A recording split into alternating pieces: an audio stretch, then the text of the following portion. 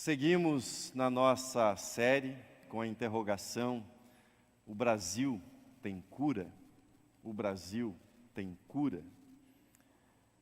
Hoje quero falar diretamente da doença, que não é verdade, a única doença, a única enfermidade do país, mas nos dias atuais nos parece a mais grave, ou pelo menos aquela que mais nos aflige, e talvez seja aquela que mais desafia a nossa esperança, a nossa crença num futuro e a esperança de dias melhores. Trata-se da corrupção.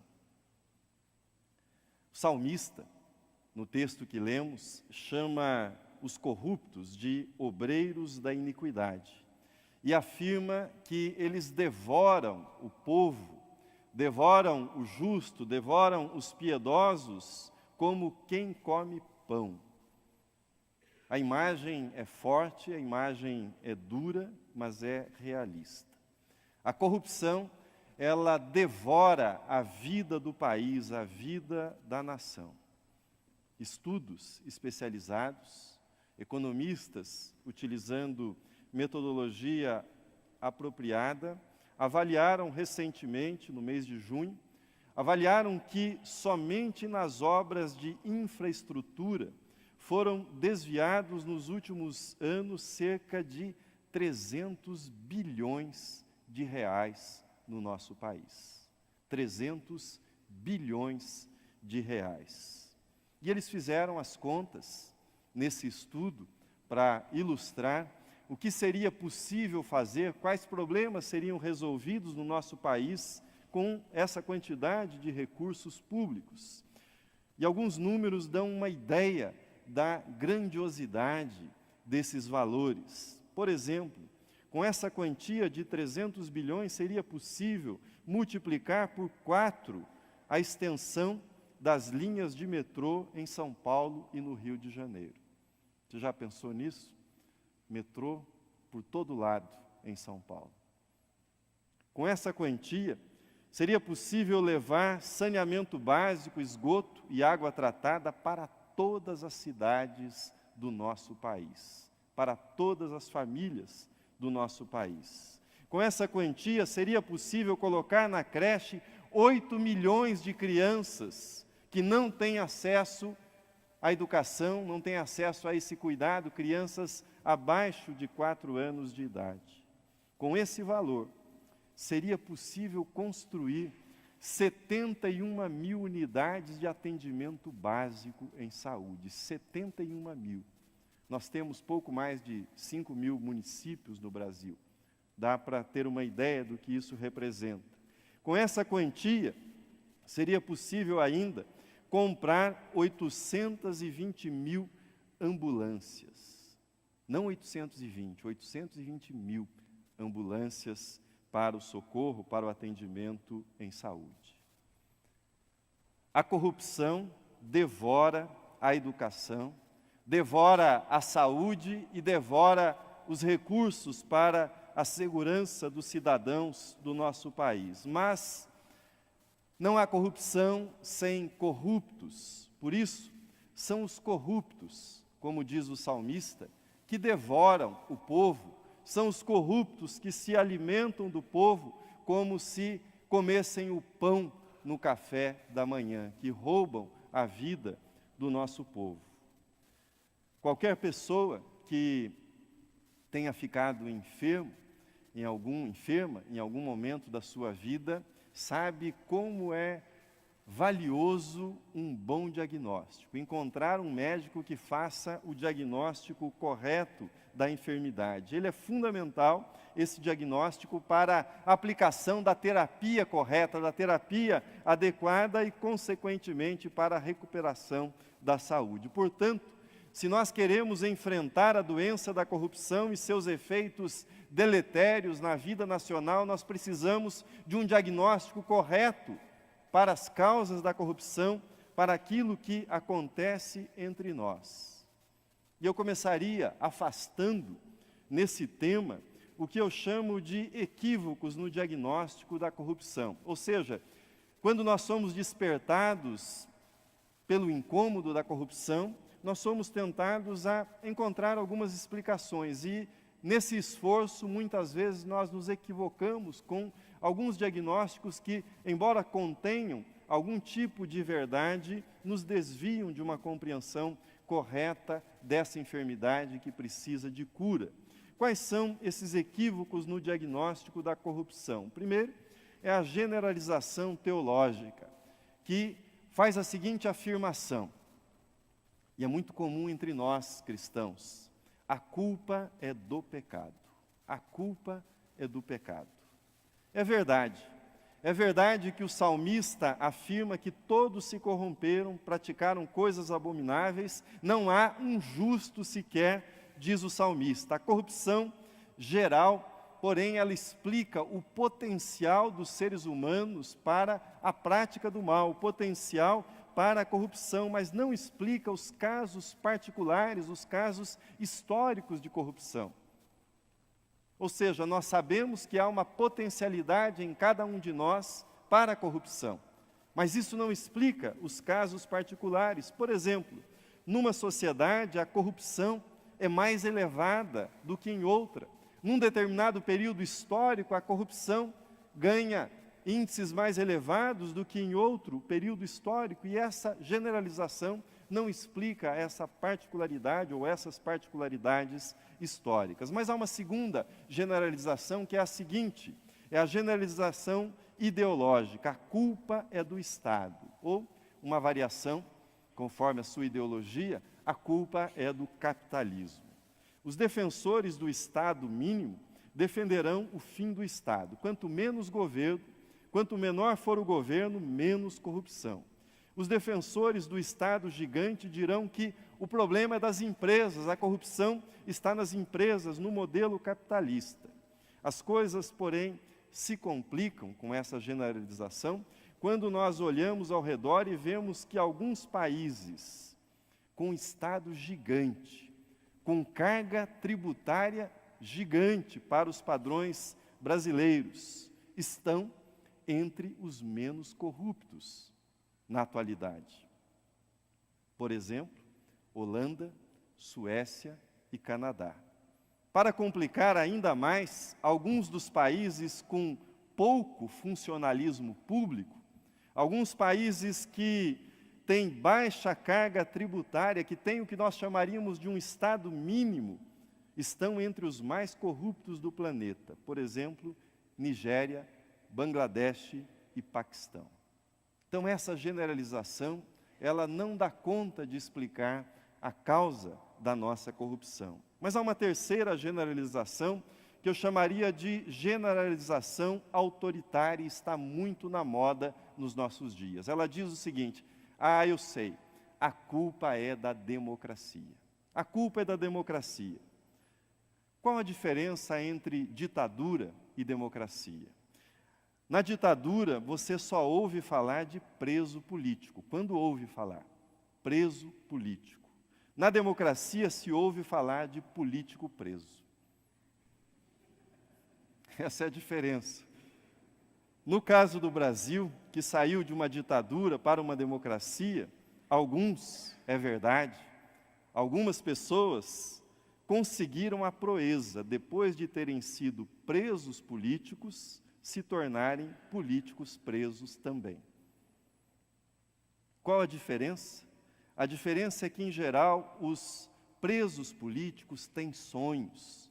Os presos políticos são generosos em relação aos seus sonhos para a sociedade. Podem até estar equivocados quanto aos meios para obtenção desses sonhos, para a realização das suas utopias, mas, em geral, eles possuem sonhos, lutam por ideais. Já os políticos presos possuem somente o cinismo, somente o deboche em relação à sociedade. Sonham, se é que sonham com alguma coisa, sonham com o vil metal, no altar do qual imolam a honra, imolam qualquer tipo de expectativa e de utopia que tenham nutrido na sua juventude. A solução para a democracia que não funciona bem é mais democracia. Essa é a solução. Não será jamais a ditadura ou o autoritarismo. A solução para uma democracia corrompida pelo poder financeiro, pela ganância do poder, é mais democracia. Democracia com mais transparência, mais controles, mais prestação de contas. A única radicalização que nós precisamos nos nossos dias é a radicalização da democracia. Mas quais são as raízes da nossa corrupção? Quais são as raízes? No debate sobre a corrupção, o papel da igreja não é tomar parte nesta ou naquela preferência ideológica. Você, enquanto cristão, é livre, deve ter a sua preferência política, a sua opção política, a sua orientação ideológica. Mas a igreja, enquanto instituição, não tem como missão optar por esta ou por aquela via política. A igreja destaca valores, a igreja destaca princípios éticos que devem orientar a conduta, seja qual for a opção política. Nesse sentido, digo para você, a igreja não pode ser defensora. A igreja não pode ser tolerante em momento algum com o rouba, mas faz, ou do rouba, mas rouba menos do que os outros, ou do rouba, mas rouba para o partido. Sob o ponto de vista bíblico, não há virtude na corrupção. Sob o ponto de vista bíblico, não há corrupção virtuosa jamais, em nenhuma circunstância. A igreja, portanto, precisa apontar para as raízes da corrupção na história do nosso país. E isso só será possível se nós formos capazes de conservar a tensão que existe na visão bíblica a respeito da história e da sociedade. Que tensão é essa? Ela foi muito bem resumida numa pequena citação extraída de Berdyaev. Ele diz assim, o texto está na tela: a pecaminosidade da natureza humana não significa que reformas e melhorias sociais sejam impossíveis. Ou seja, nós não podemos nos escorar, todos são corruptos, é a natureza humana e não é possível progredir. Ela significa tão somente, ou seja, a pecaminosidade humana, significa tão somente que não pode haver uma ordem social perfeita e absoluta antes da transfiguração do mundo. Essa é uma afirmação extremamente lúcida e respaldada nas Escrituras. E ela nos lembra do seguinte: nós não podemos nos escorar na generalização de que a explicação para a corrupção nossa é o pecado. Tão somente o pecado, nós não podemos nos conformar com esta explicação somente. Os japoneses são pecadores, mas olha a situação do Japão. Os dinamarqueses também são pecadores, mas olha onde está a Dinamarca no ranking como o país com menos corrupção, está em primeiro lugar. Portanto, uma sociedade perfeita, ainda que não seja alcançada, nós brasileiros podemos ter a convicção que dá para fazer alguma coisa melhor nesse país do que tem sido feito. E nós não devemos usar o conteúdo bíblico para turvar a nossa visão a respeito do que é possível conseguir como sociedade, ou seja, é possível conseguir algo melhor do que aquilo que nós temos tido até aqui. Bem, feito isso e caminhando na direção desse diagnóstico das raízes da corrupção, faço uma pergunta para você que será projetada. Você já ouviu falar em Jorge Osório? Puxa aí na sua memória. Eu tenho certeza que você ouviu. Talvez você esteja puxando a lista de prisões da Operação Lava Jato. Aí você mudou, não foi na Lava Jato, ele deve ter sido preso na Operação Quinto do Ouro, aquela do Rio de Janeiro. Ah, não foi essa a operação. Talvez o Jorge Osório seja da Operação Zelotes. Tenho certeza que deve ser dessa operação. E a lista de operações da Polícia Federal poderia continuar. Mas quem é Jorge Osório? É um ancestral nosso. Você já ouviu falar dele. Pode não estar recordando. Veja o texto na projeção. É certo que tanto neste cargo que levo como em outra coisa que do vosso serviço for, vossa Alteza há de ser de mim muito bem servida. A ela peço que, por me fazer singular mercê, mande vir da ilha de São Tomé a Jorge de Osório, meu genro, o que dela receberei em muita mercê. Beijo as mãos de vossa Alteza. Desde Porto Seguro, da vossa ilha de Vera Cruz, hoje, sexta-feira, 1º dia de maio de 1500. Você sabe quem assina essa carta, você estudou na escola, Pero Vaz de Caminha. É assim que ele termina a carta dele enviada ao rei de Portugal depois da chegada no Brasil. Jorge Osório era genro de Pero Vaz de Caminha. Havia cometido o crime de assalto em Portugal. E segundo as leis da época, a pena era o banimento para a ilha de São Tomé. E lá estava Jorge de Osório na ilha de São Tomé. A rigor, o rei tinha, por lei, o direito de perdoar a pena. O que Pero Vaz estava pedindo em favor do seu genro não era exatamente ilegal. O rei tinha essa prerrogativa legal, mas Pero Vaz de Caminha se valeu do seu relacionamento com o rei para solicitar um benefício pessoal, um favor pessoal. A carta de Pero Vaz de Caminha é o primeiro documento que atesta a raiz cultural da nossa corrupção, o chamado jeitinho brasileiro. O jeitinho brasileiro. O jeitinho brasileiro é coisa séria. Tem sido objeto de estudo na antropologia, por exemplo, Roberto da Mata, antropólogo, ele é um dos grandes estudiosos no Brasil desse traço cultural brasileiro. O que é o jeitinho? O jeitinho é um caminho entre o pode e o não pode. A lei diz que quem roubou, ou dizia, que quem havia roubado deveria ser banido para a ilha de São Tomé. Mas, e se quem roubou tiver um amigo do rei? E se quem roubou for o genro de Pero Vaz de Caminha, será que a lei se aplica a ele? Quebrou a lei, vindo para os nossos dias, mas e se a pessoa tiver foro privilegiado?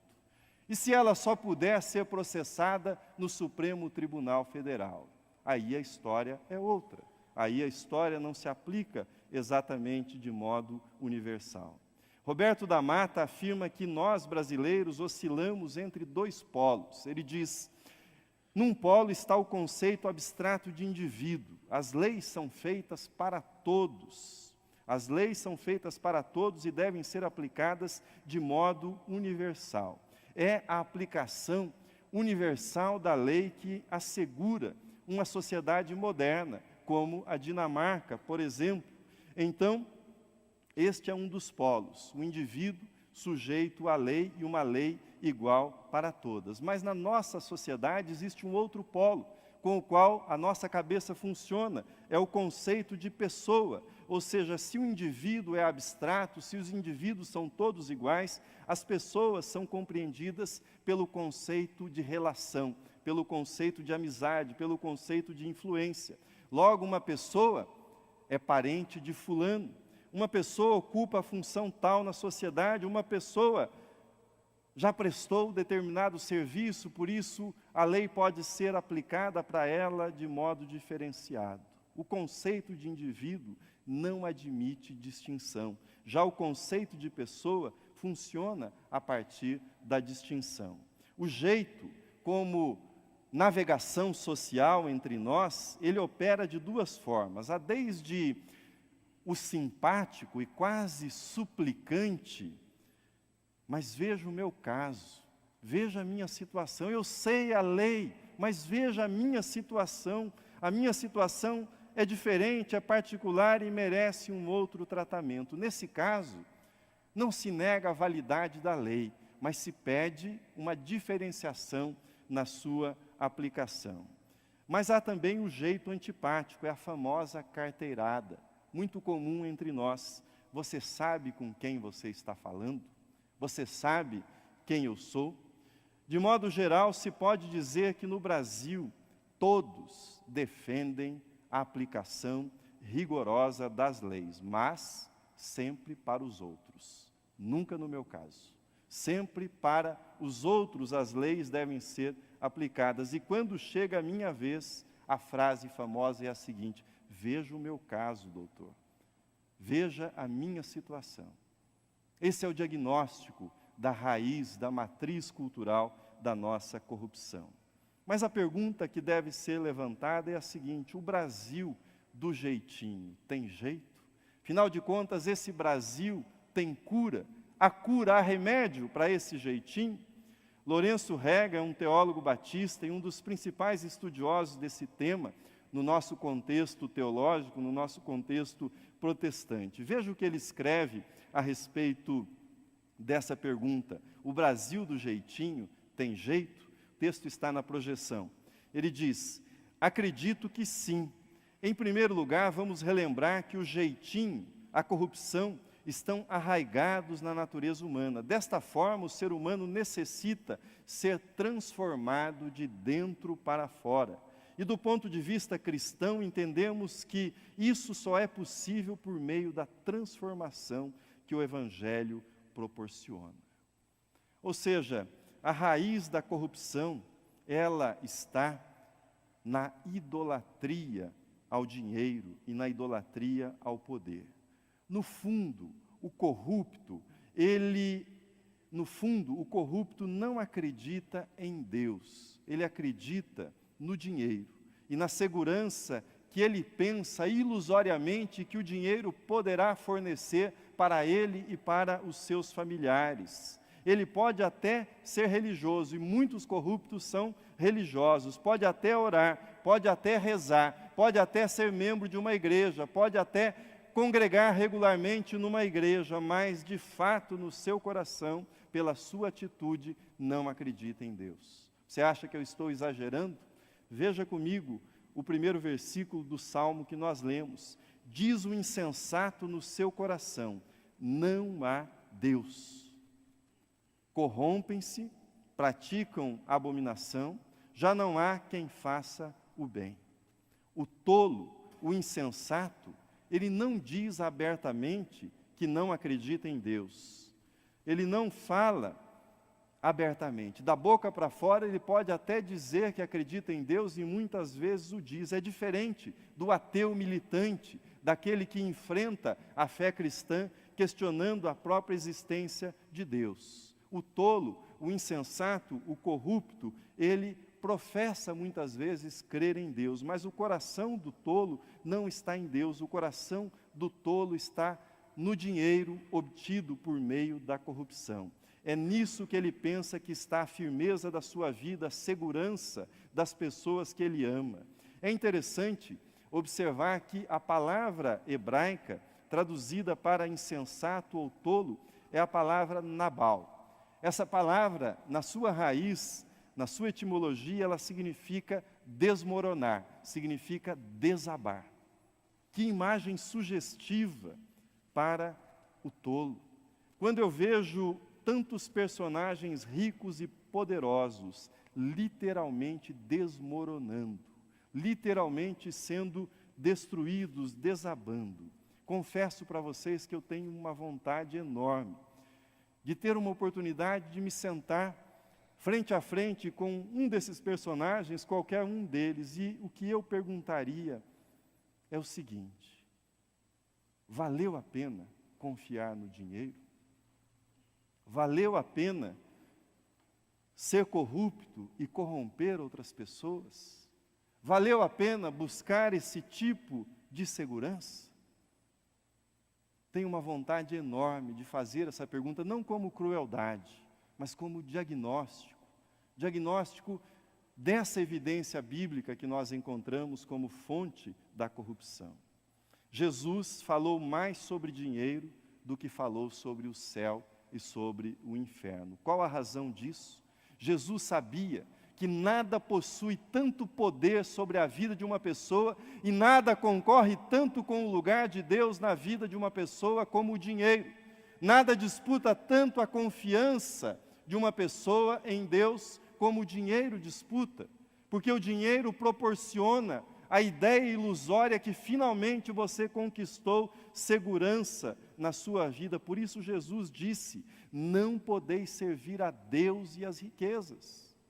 Você não pode servir a Deus e as riquezas.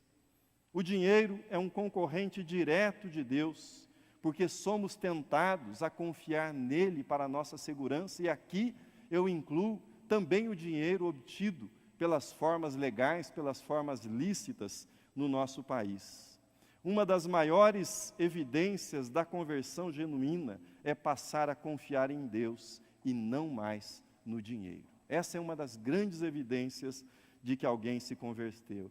O Evangelho ataca o problema da corrupção na sua raiz, quando chama o ser humano a abandonar a sua adoração ao dinheiro, aos bens materiais e confiar e adorar tão somente a Deus. Veja que ilustração bonita nós temos dessa transformação ética naqueles que se converteram ouvindo a pregação de arrependimento realizada por João Batista. Veja o texto na tela. Cobradores de impostos também vinham para ser batizados e perguntavam: Mestre, o que devemos fazer? Ele respondeu: não cobrem impostos além daquilo que é exigido. E nós, perguntaram alguns soldados, o que devemos fazer? João respondeu: não pratiquem extorsão, nem façam acusações falsas, contentem-se com o seu salário. O que João estava ensinando para eles? Confiem em Deus.